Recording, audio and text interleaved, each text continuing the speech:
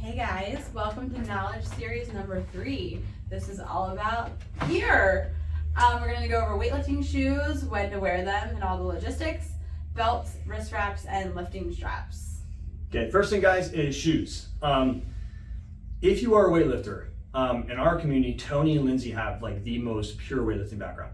They are probably going to be used to hanging out in their weightlifting shoes more than we should ever on a daily basis. Okay, any comment on that? Yeah, I use them for when I do my Olympic lifts and back squats. If it's going to be really heavy powers, I try and stay in my regular shoes.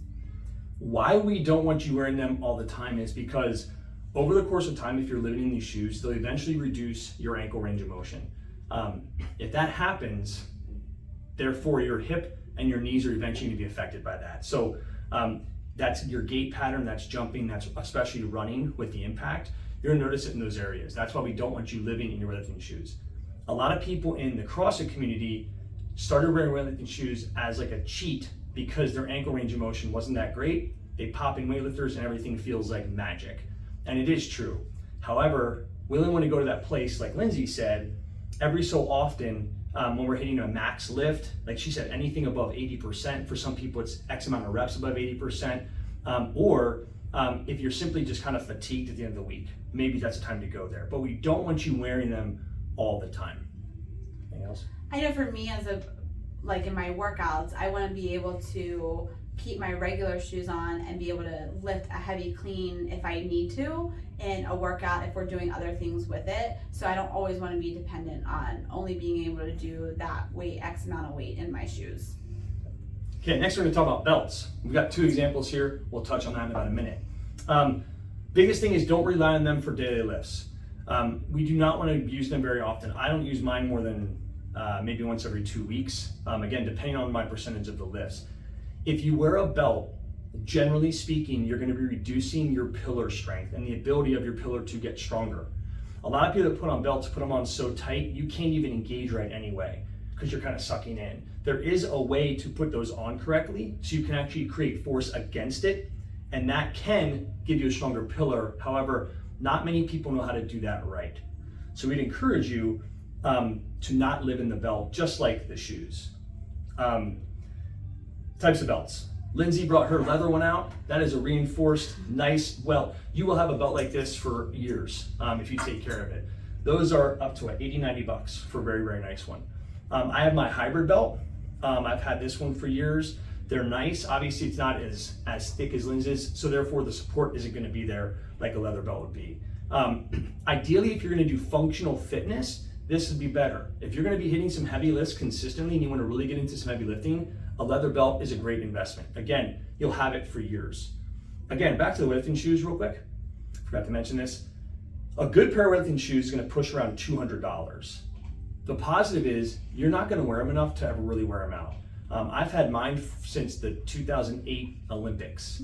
Lindsay's had hers just right after that. These have a lot of lifts on them, Yeah. and they're completely fine. So $200 up front is well worth it because you'll probably have them for a decade and a half.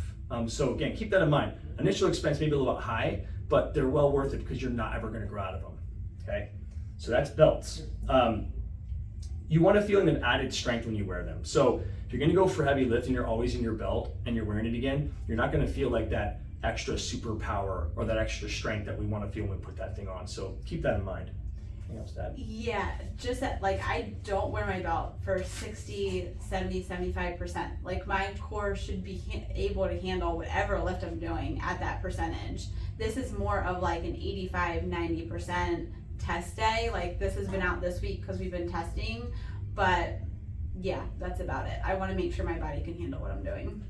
And in some like CrossFit style workouts where, say CrossFit Open 22.2, where there's a ton of hip hinging and the deadlifts, so you're hip hinging with the burpees and then deadlifts, a lot of people wear belts for that as well. Again, that's a reason to wear it, but again, we don't want to live in it all the time.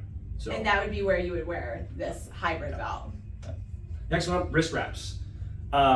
not many people wear wrist straps in here. I think maybe 5%, 10% of people do. We didn't even put a pair out. But what we want to make sure is, why are you wearing them? Do you have a pre-existing wrist condition? Maybe if you type a lot, things like that, any carpal tunnel issues, you might want to have that. If you're a massage therapist, we've had massage therapists wear them because they're often tired in the wrist and they need that for work. So if work requires it, that you take care of your wrist, then we want to put you in a set of wrist straps. But also, we want to make sure that just because your wrist feels tight on like a front squat, that you're not just stretching and mobilizing your wrist. A lot of times we see tricep and lat issues as the tight spots in like a front rack position. So keep that in mind.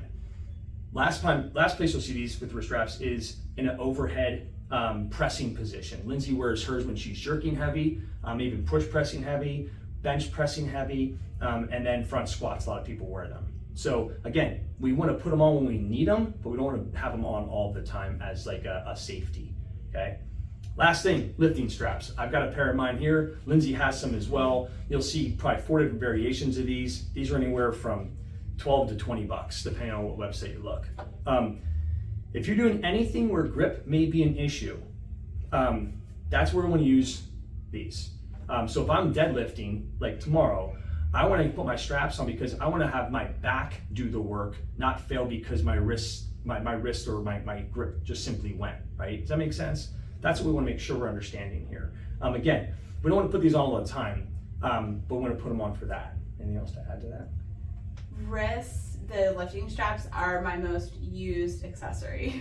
Yeah. So those are worth like what, the 20 bucks? Mm-hmm. The 20 bucks that they are 100% worth it. Yeah. Any kind of volume, doing weightlifting volume, if you're doing a heavy clean day where there's just a lot of volume and you just feel yourself fatiguing, you put these on, and again, they're really, really crucial for getting strong. So if you're failing simply because your grip is going, and sometimes when your grip goes, your upper back, your thoracic can go too because you're trying harder to hold on. These will solve the issue really, really easily.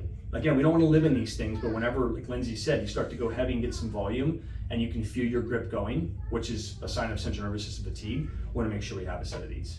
RDLs, those are also great. Like I use mine on RDL days. Yep. Sets of 8 and 10 get really hard for me, so I will throw my straps on for that as well. So we covered 4 things, guys: shoes, belts, wrist straps, and wrist wraps.